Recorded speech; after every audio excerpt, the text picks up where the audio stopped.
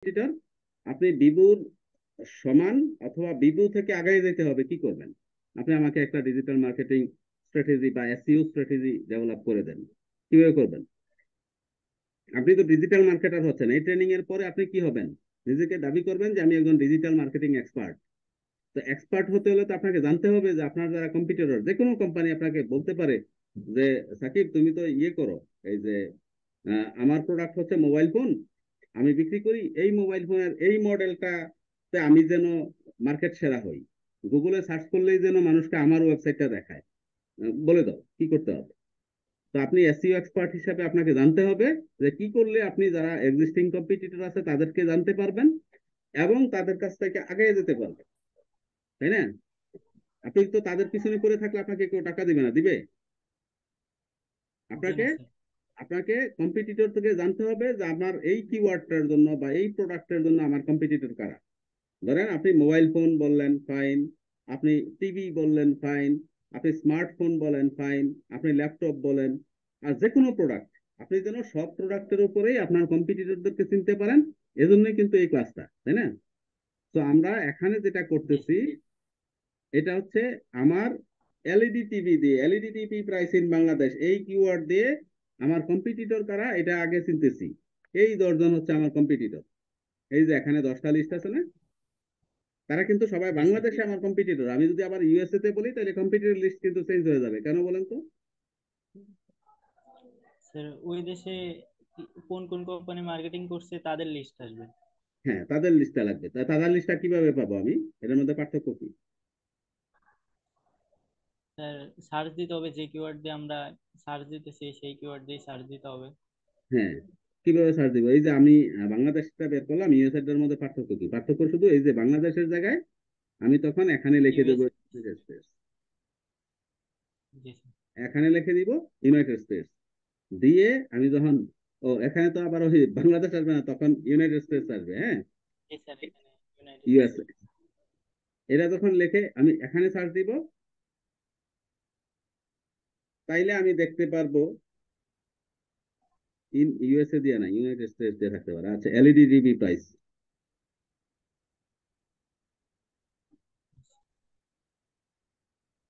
এই দেখেন।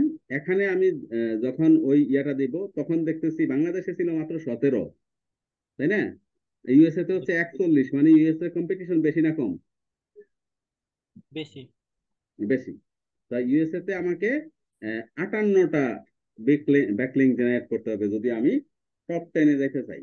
1 থেকে 10-এর মধ্যে, মানে এই লিস্টে যদি আমি ঢুকতে চাই, এই যে এই লিস্টে যদি ঢুকতে চাই তাহলে আমাকে 58টা ব্যাকলিং জেনারেট করতে পারবে। মানে এলইডি টিভি ইউএসএ তে এলইডি প্রাইস এই কিওয়ার্ডটা ইউএসএ তে আরো বেশি কম্পিটিটিভ, আরো বেশি কম্পিটিশন করতে হবে, তাই না? জি তো স্যার। আমি পৃথিবীর যে কোনো দেশে আমার প্রোডাক্টের কারা কম্পিটিটর এটা কি বের করতে পারবো? জি স্যার। আপনি কি বুঝতে পারছেন? এই জায়গাটার প্র্যাকটিক্যাল ব্যবহারটা বুঝতে পারছেন তো? জি স্যার, এখন বুঝতে পারছি স্যার। কাল স্যার লিস্টও করছিলাম আমি, কিন্তু স্যার মানে বুঝতে পারতেছিলাম না যে কি এই লিস্টও হ্যাঁ, লাগবে না অন্য কিছু। হ্যাঁ, আমি এই আমি কারণে বুঝতে স্যার দিতে আমি পারি। বুঝতে পারছি।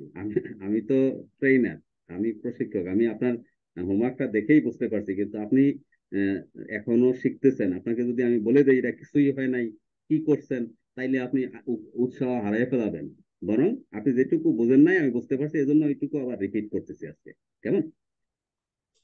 তো জি স্যার। আপনার এখানে আমরা এই যে লিস্ট, এই 1 থেকে 10টা লিস্ট পেলাম, এই 10টা হচ্ছে আমার competitor.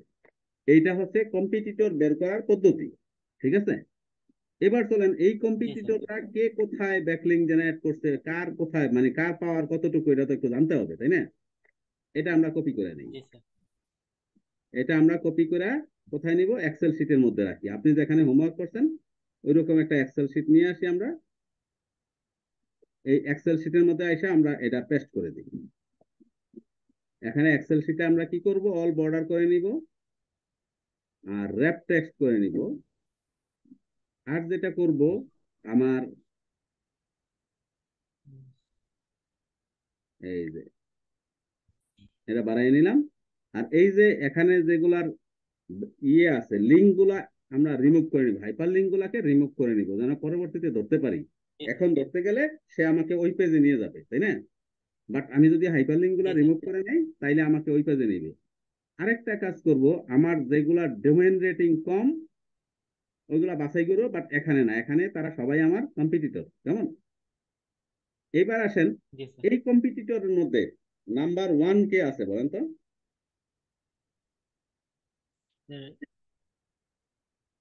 LED TV online at best price in Bangladesh sir, এইটা আছে ডোমেইন রেটিং নাম্বার ওয়ান 76। আমার সিরিয়াল অনুযায়ী, এই যে এখানে আপনি এটা যদি না বোঝেন এখান থেকে দেখেন, এখানে বলেন আমার সবচেয়ে বড় কম্পিটিটর কে, মানে এখানে র্যাঙ্ক গুগলে এক নম্বরে কে আছে? Sir television price in Bangladesh. হ্যাঁ, কিন্তু কাদের এটা, এটার কোম্পানির নাম কি? স্টারটেক ডট হ্যাঁ, কম বিডি টেলিভিশন। আপনি কি স্টারটেক পেয়েছিলেন না? স্টারটেক বাংলাদেশের এই ইলেকট্রিক্যাল ইলেকট্রনিক্স এর one of the biggest company. স্টারটেকের নাম শুনেন নাই আপনি? স্যার স্টারটেক শুনছি হচ্ছে, স্যার। হ্যাঁ, স্টারটেক হচ্ছে বাংলাদেশে ইলেকট্রিক্যাল ইলেকট্রনিক্স এবং গ্যাজেট আইটেম বিক্রি করে সবচেয়ে বড় কোম্পানি। এজন্যই সে বড় কোম্পানি কেন হয়েছে? কারণ সে ডিজিটাল মার্কেটিং এ কোটি কোটি টাকা ইনভেস্ট করছে। এজন্যই গুগলে কোনো আপনি যেই প্রোডাক্টের নামে লেখা সার্চ দিবেন, দেখবেন আপনাকে স্টারটেকটা আগে দেখাবে, বুঝছেন?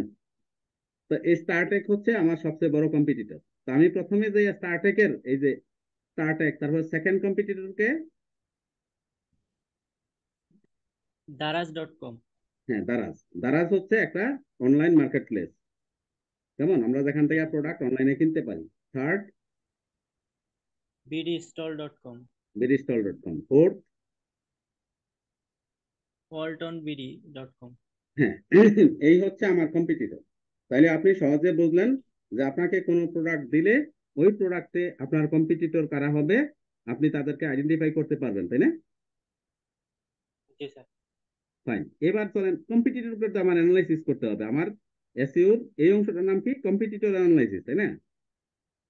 তো আমি জি স্যার। কম্পিটিটরদেরকে অ্যানালাইসিস করবো এবার।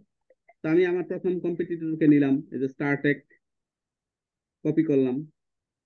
কপি করে আমি তাকে অ্যানালাইসিস করব এখন। আমি তো তাকে আইডেন্টিফাই করছি মাত্র যে আমার কম্পিটিটর সে, কিন্তু সে কেন কম্পিটিটর, কতটা কম্পিটিটর, এটা আমি তাকে দেখব। তাইলে কোথায় দেখব? আমি এই যে ব্যাকলিং চেকারে যাব। এখন এখন হচ্ছে আমার কাজ হচ্ছে ব্যাকলিং চেকার। এখানে জি স্যার। আইসা আমি তার ইয়াটা পেস্ট করে দিলাম, তার সাইটটা পেস্ট করে দিলাম, আর এখানে এক্সাক্ট ইউআরএল দিব, দিয়া চেক ব্যাকলিং।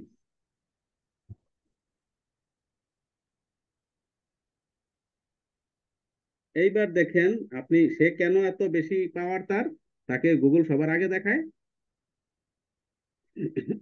বলেন? Sir, sir domain rating 70, backlink generate করছে 260, 16, লিঙ্কিং ওয়েবসাইট 47। হ্যাঁ, এখন হচ্ছে সে বাংলাদেশের সবচেয়ে বেশি আগে, কারণ তার ডোমেন রেটিং খুবই ভালো, ডিআর 70 বা 70।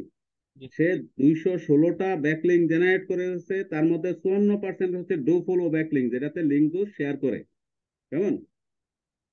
দুইশো জি স্যার। ষোলোটার মধ্যে 54% হইলে ধরেন প্রায় 130টা তার হচ্ছে ডো ফলো ব্যাকলিং। আর সে মোট 47টা সাইট থেকে 68% ডো ফলো নিয়ে আসছে। এজন্যই তার পাওয়ার এত বেশি, তাই না? তো এখন জি আমরা স্যার। দেখব যে তার পাওয়ার হওয়ার কারণের পিছনে কারা কারা আছে। এই যে এই লিস্টটা হচ্ছে, এই লিস্টটা কি দেখতে পাচ্ছেন আপনি? জি স্যার। এই লিস্টটা হচ্ছে তার পাওয়ারের মূল কারণ। কারণ আমি এই লিস্টটাকে কপি করে নিব। আমি যখন তার সাথে কম্পিটিশন করব, আমাকে তো জানতে হবে যে সে তার, মানে তার যে ক্ষমতা, ক্ষমতার উৎস কোথায়, তাই না? তার ক্ষমতার উৎস জি হচ্ছে স্যার। এইগুলা, এই ব্যাকলিং গুলা। তো আমরা তার ক্ষমতার উৎসে আঘাত করতে হবে। আঘাত করতে হবে অর্থ হচ্ছে আমি তার যে ক্ষমতা, ওই রকম ক্ষমতাধর আরেকটা সাইটে আমার নিজের ব্যাকলিং করতে হবে, অথবা এর সাইটে বেশি ক্ষমতাধর একটা সাইটে আমার ব্যাকলিং করতে হবে। তাইলেই আমি গুগলের চোখে তার সাইটে আগেই যাব। আগে যাব না? জি কারোর স্যার। সাথে যদি কম্পিটিশন করতে হয়, ধরেন আপনি এলাকায় আহ, কোনো একটা বিষয়ে আপনার কম্পিটিশন হচ্ছে একজন মানুষের সাথে, তাইলে আপনি প্রথম বুঝতে হবে যে সে আপনার সাথে যে ক্ষমতা দেখাচ্ছে, কার জোরে দেখাচ্ছে, মানে তার খুঁটির জোরটা কোথায়। তা আপনি দেখলেন যে জি সে স্যার। হয়তো ওই এলাকায় ধরেন একজন কি বলবো রাজনৈতিক উদাহরণ যদি দেই, ধরেন সে ওই এলাকায় ছাত্রলীগ বা ছাত্রদল বা এইরকম এর সভাপতির সাথে পরিচিত, ভাই বেড়াদার একটু সম্পর্ক আছে, পরিচয় আছে, এজন্য সে ওই সভাপতির ক্ষমতা দেখাচ্ছে। তার আপনি যদি তাকে টক্কর দিতে হয়, আপনি কি করতে হবে? সে যদি ওয়ার্ড সভাপতি বা ইউনিয়ন সভাপতির সাথে সম্পর্ক করে আপনার সাথে জোর দেখায়, আপনার তখন কি করতে হবে? উপজেলা সভাপতির সাথে সম্পর্ক করতে হবে। ধরেন সে, অথবা সে জি উপজেলা ছাত্রলীগের সভাপতির ক্ষমতায় আপনাকে ক্ষমতা দেখায়, আপনি জেলা ছাত্রলীগের সভাপতির সাথে সম্পর্ক করতে হবে, ছাত্রদলের জেলা শাখার সভাপতির, মানে সে যদি পুলিশের ওসির সাথে তার সম্পর্কের কারণে আপনার সাথে ক্ষমতা দেখায়, তাইলে আপনি পুলিশের এসপির সাথে সম্পর্ক ক্রিয়েট করতে হবে, তাইলে ওসি এমনি নিউট্রাল হয়ে যাবে, তাই না? হ্যাঁ এখানে স্যার। এখানে বিষয়টাও তাই। আমরা এখানে কপি করে নিলাম, কপি করে নিয়ে আমরা প্রথম দেখব যে তার ক্ষমতার উৎস কি, এই যে স্টারটেক এত ক্ষমতা, তার এই ক্ষমতার উৎসটা কি, সেটা কপি করে পেস্ট করি। পেস্ট করে আমরা অল বর্ডার করে নিই, আবার র্যাপ টেক্সট করে নিলাম। আমরা র্যাপ টেক্সটে এটা একটু বড় করে করি, তাইলে আমাদের ধরতে সুবিধা হবে পরে। এবার দেখেন, এবার আবার খুব বেশি বড় হয়ে গেছে, এত বড় দরকার নেই, আমরা মোটামুটি একটু,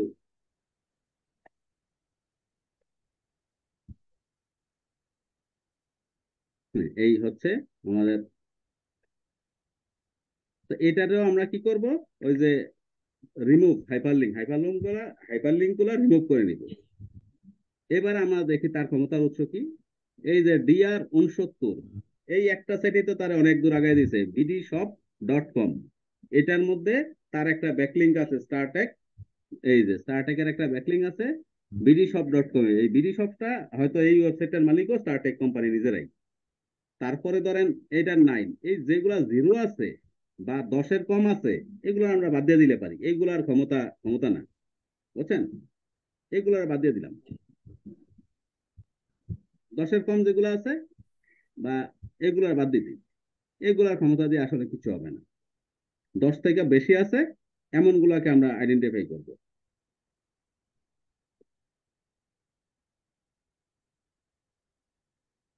মানে ধরেন ক্ষমতা দেখায় কিন্তু ঘরে ভাত নাই, এমন ক্ষমতার তো লাভ নাই, তাই না? তা আমরা যাদের পকেটে পয়সা আছে, মানে যাদের ক্ষমতাও দেখায় আবার পকেটেও পয়সা আছে, তাদেরকেই গণবো, বাকিদেরকে গণা দরকার নাই, এই ওদেরকে বাদ দিয়ে দিলাম। 10-এর নিচে যাদের, এই যে জিরো,